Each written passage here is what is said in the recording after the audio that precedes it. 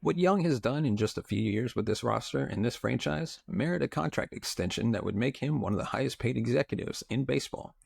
And honestly, it still probably wouldn't be enough because he's done for this team something that no other executive ever could, and that's win.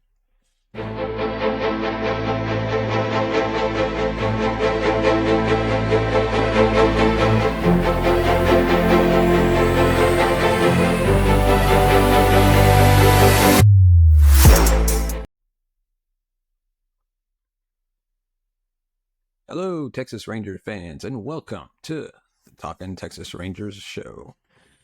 On today's episode, we're diving into the latest headlines from around Globe Life Field. But before we do that, give us a thumbs up if you like our video, hit that subscribe button right down below, and hit the bell notification button to be notified of our future videos. So without further ado, let's dive into today's first topic. Our first topic, we're going to take a look at an unheralded Rangers X Factor that's making a case again in long relief of Max Scherzer. Sunday proved to be a big day in the midst of a rocky season for the Rangers. Not only did it include a win and a Mariners loss, but it marked the return of prize starting pitcher Max Scherzer. The three-time Cy Young Award winner showed out in his first start of 2024. Retiring 15 of the 16 batters he faced and striking out 4. It was a huge boost for a Rangers team trying to make up a lot of ground in the playoff race. While Scherzer shined in his season debut, the attention immediately turned to fellow right-handed pitcher Jose Urena. The 32-year-old veteran picked up his 5th career save following 4 innings of reliever, allowing just 2 base runners, one of which was erased by a double play. This only adds on to his remarkable season, during which he boasts a .292 ERA next to a .112 WHIP. Just remarkable for a pitcher with a career .475 ERA. On January 16th, the Rangers announced that they had inked Urena to a minor league contract with a non-roster invite to spring training. He only pitched in 4 games during the spring, logging 16 innings and allowing 4 earned runs. Nothing crazy, but not too shabby either. It was still a surprise when it revealed he wouldn't make the opening day roster. Rightfully so, there were a lot of question marks surrounding Urena, who has been a below-average pitcher for the majority of his career. It was most definitely a candidate to get released or DFA'd early on in the season anytime the Rangers would make a move. He allowed 5 earned runs in 1 1/3 innings on April 13th against Houston, and I think if you told him after that he'd still be on the roster come mid-June, he would be shocked. All Urena has done since then is prove the Rangers made the right decision keeping him. He's been one of the few consistent arms in a struggling bullpen, and even grabbed a few starts in the absence of John Gray and Nathan Eovaldi earlier in the year. He has been a Swiss Army knife for a Rangers team that wouldn't be where they are without him. Let us know in the comments section below, what do you think about Jose Urena? Do you think he has a future with the Rangers, or do you think he'll eventually get traded? Let me know. And now on to today's next topic. Max Scherzer's return is giving hope that the Rangers could turn a corner in an unexpected manner.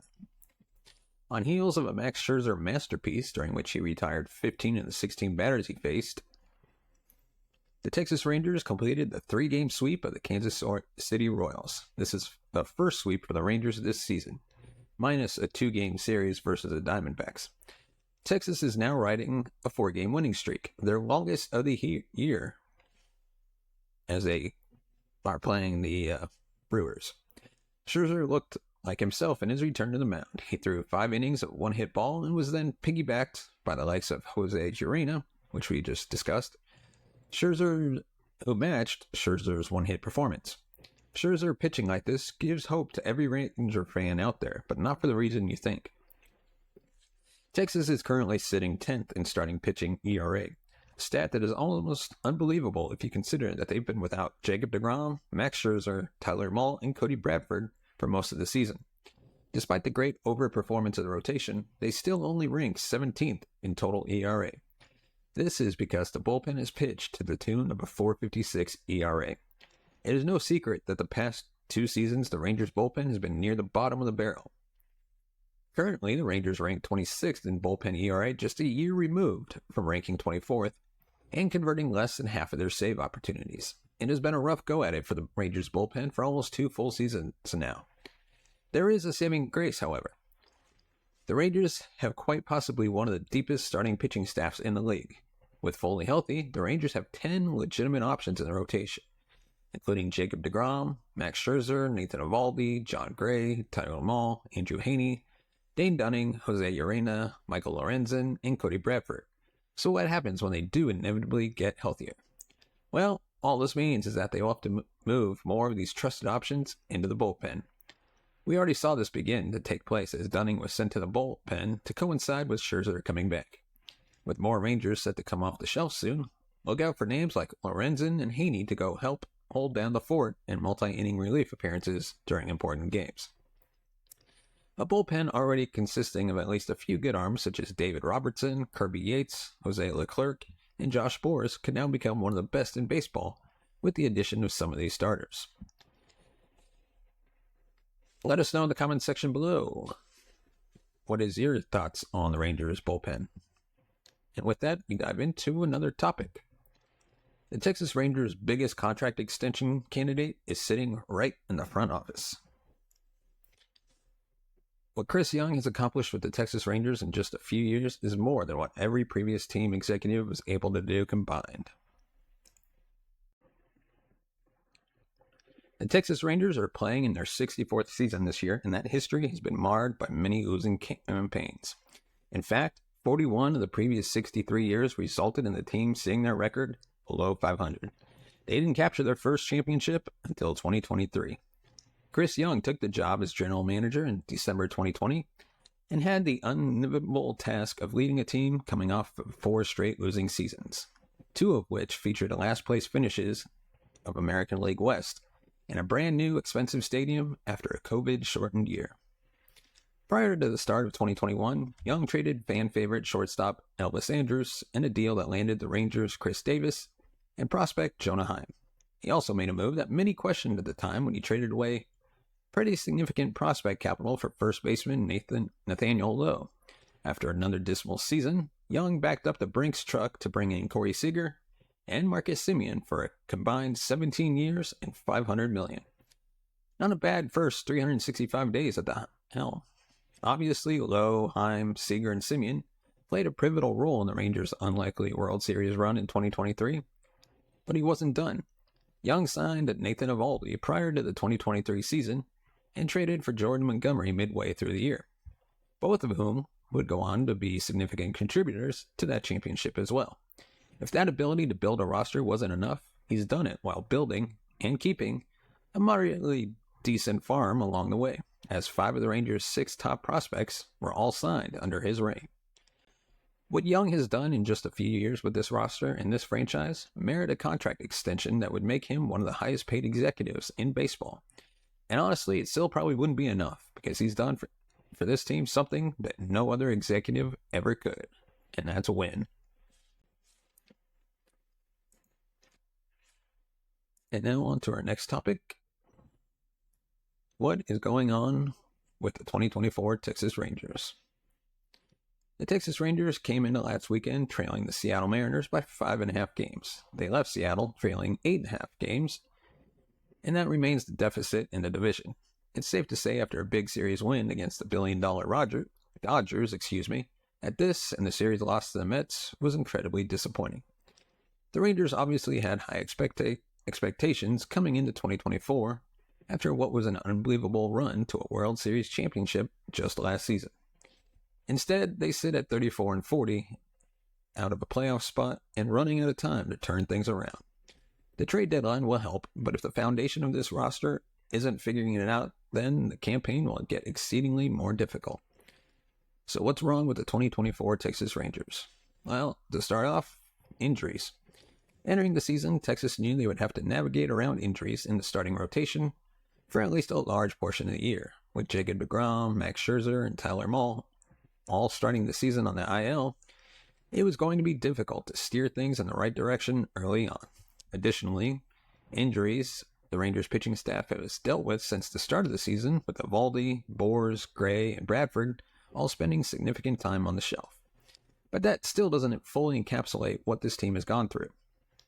Infielders Josh Young, Justin Foscue have both been out since the first couple of weeks of the season. Young, promising outfielders, Wyatt Langford and Evan Carter, have both missed significant time and have failed to catch on, not to mention other minor injuries to players like Josh Smith, Corey Seager, and Nathaniel Lowe have left them absent for important games. The injury bug has not been kind to the Rangers, but most of these players should return soon. Their play will determine Texas's fate. Despite all the injuries this team has been cursed with, there are healthy players who are definitely not living up to expectations. The clearest reason for the Rangers' struggles on offense after a season where they were second in all of baseball in runs per game is a decrease in slugging percentage. They currently rank 22nd in teams slugging behind lowly teams such as the Oakland Athletics, the LA Angels, and the Colorado Rockies. That is absurd for a team that was so elite offensively last season. Not a single player from last year's starting nine has improved their OPS from 2023 to 2024. A season ago, the Rangers team OPS stood at 789. It looked like Texas had a young, highly talented offensive core to compete with for years. To add to this chaos, since their May 8th contest against the Athletics, in which they put up 12 runs, the Rangers are averaging just 3.16 runs per game. Ah yes, the superstitious championship hangover. The idea, after a team wins it all on the big stage, they simply crumbled up and get tired after a long season, resulting in a poor showing the following year. Believe it or not, we can at least ponder that maybe the Rangers are simply just tired after what was a treacherous road to a World Series title. It was the first time many of these guys played that deep into a season and exerted that much energy. Not to mention, numerous other players played a career high in games during the 2023 regular season. Marcus Semien even set the record for most plate appearances in a single campaign. All of this being said, there are still a lot of games to be played and certainly enough time for the Rangers to rebound and clinch a playoff spot once again.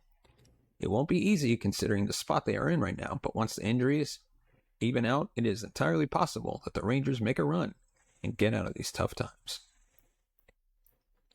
Let me know in the comments section below.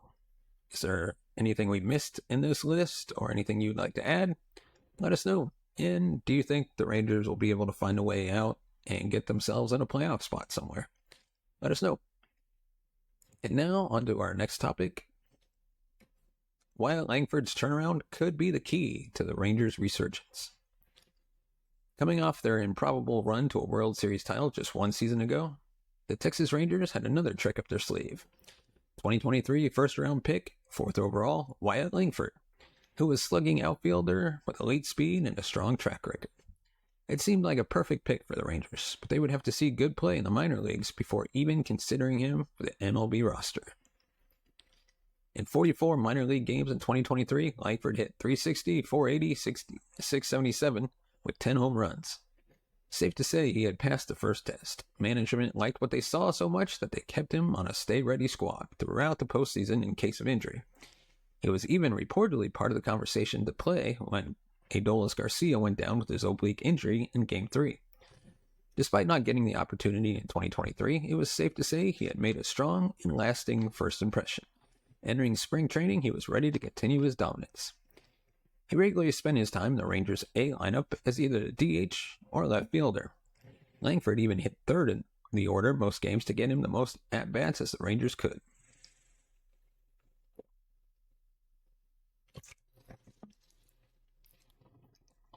He responded with this responsibility by hitting .365 with 6 home runs in 21 games. Second test, passed. It goes without saying that this impressive spring put him on the opening day roster for the defending champs. He hit 5th on opening day as the DH and recorded his first big league hit and RBI. However, through the first 2 months of his career, he was tested more than he ever has been. During April and May, he hit .222 with only 1 home run, which was of the inside-the-park variety, before going down with an injury that sat him out until essentially June. Some Ranger fans were calling for Langford's demotion by this point, being extremely disappointed in the results so far. In June, however, the young slugger has responded. Through 17 games, the rookie is hitting .302 with an .829 OPS and 13 RBI, tying his career total up to this point. Finally, it feels that Langford is hitting his stride and it came at the right time. The Rangers currently sit 7.5 games behind the Mariners in the division and 5.5 games out of the last wildcard spot. Langford's legitimately been responsible for the team's last 2 wins. With the injury-riddled Rangers seemingly getting healthy for the first time all year, Langford's improvement could be exactly what this team needs in order to make a run. They had banked on him getting off to a fast start, so his production is obviously key to how the offense performs. Before we end this episode of the Talking Texas Rangers, we'd like to remind you, check out our sponsor, Fanatics. Are you ready to show your pride and style? Head over to Fanatics, the ultimate destination for official Texas Rangers gear. From the classic red and blue jerseys to exclusive limited edition caps, Fanatics has everything you need to gear up like a true Rangers fan. Whether you're at the ballpark or watching from home, our high-quality apparel and accessories let you celebrate every home run and strikeout in true Rangers fashion. And the best part, when you shop at Fanatics, you know you're getting the real deal. Authentic, officially licensed merchandise that supports the team you love. Plus, with fast shipping and hassle-free returns, you're guaranteed a winning experience. Ready to step up your fan game? Use the link in the description and take advantage of exclusive deals just for Ranger fans. Don't just cheer for your team, become part of the Rangers family with Fanatics. And of course, if you want to support the channel, you can buy us a coffee at buymeacoffee.com/TTRangers. As always, your support helps the channel grow, upgrade our equipment, bring in new hosts, and take this show on the road. As always, we thank you so much for watching and listening. We will see you next time.